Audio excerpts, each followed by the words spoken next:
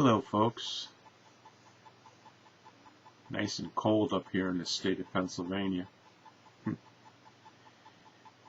We're enjoying the change. You know, the oil prices are still very high. And have you noticed the oil prices and gas prices have come down to that of the time of George Bush? Since we murdered all of those people unfortunate enough to be standing over some oil.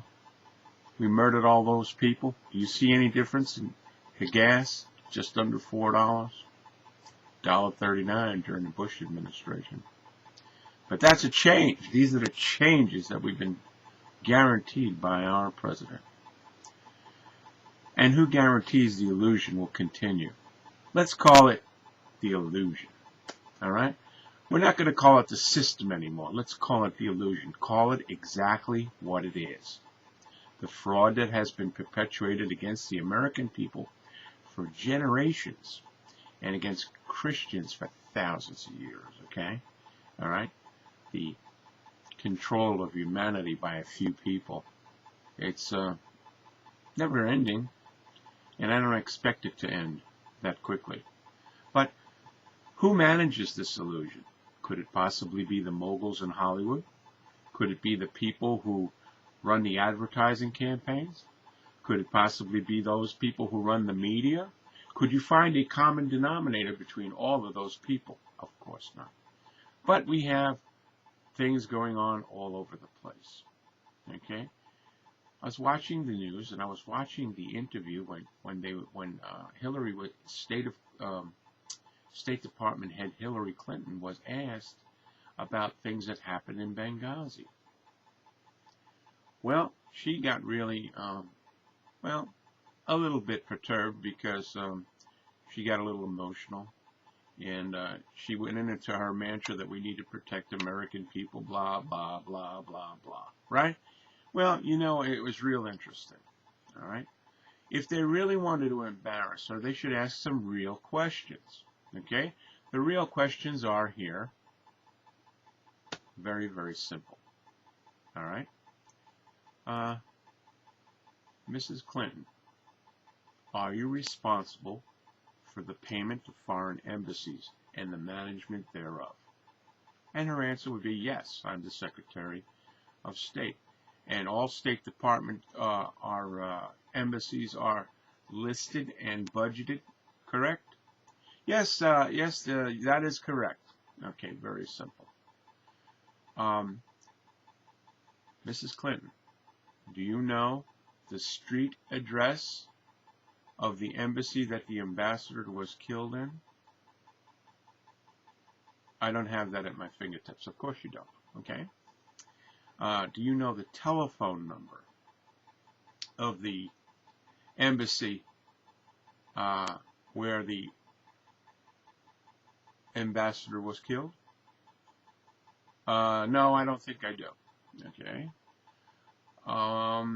Let's see. You see, she's a very clever lawyer, and I appreciate a good crook. You know.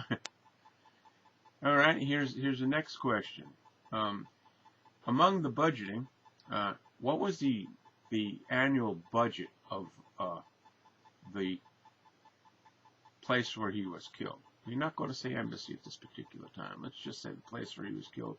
I'm not privy to that information at this time, and blah, blah, blah, blah, blah, blah, blah, blah, blah. Okay, fine. All right. Are you aware of any alterations to the State Department page on the Tripoli, Libya embassy since the murder of the ambassador? No, sir, I'm not. Okay. A forensic done on the page at the State Department says that all of the Benghazi references were added after, you know, requests for this and requests for that were added after the murder of the ambassador. All right? Very simple. Very simple cutting. Oh, no, I'm not aware of that. That can't be. Well, it can't be. Okay, that's fine. Mrs. Clinton, are you aware that there was, in fact, no embassy in Benghazi? The only thing that could be budgeted under the U.S. Trade was the CIA safe house. Okay? The CIA safe house in Benghazi. Are you referring to the CIA safe house in Benghazi that is shared with the Mossad? Okay. All right. Very simple. Who are the illusionists here? What are they trying to protect? Why is she so stressed? It's basically because she's being asked about something that she knows nothing about, doesn't exist, and it's all a fairy tale. There is no Benghazi. Oh, you don't think it can happen? Let's call it Wave the Benghazi. Wag the Benghazi. Just like the movie Wag the Dog. Okay? Just like the boogeyman in a cave story. Alright? It's all total nonsense. Want to really watch her explode? Ask her this question. Mrs. Clinton, about how many days after you had an argument with the ambassador was he killed? And are you aware that the Mossad was also using that safe house and they were responsible for the rape and murder of your friend, the ambassador?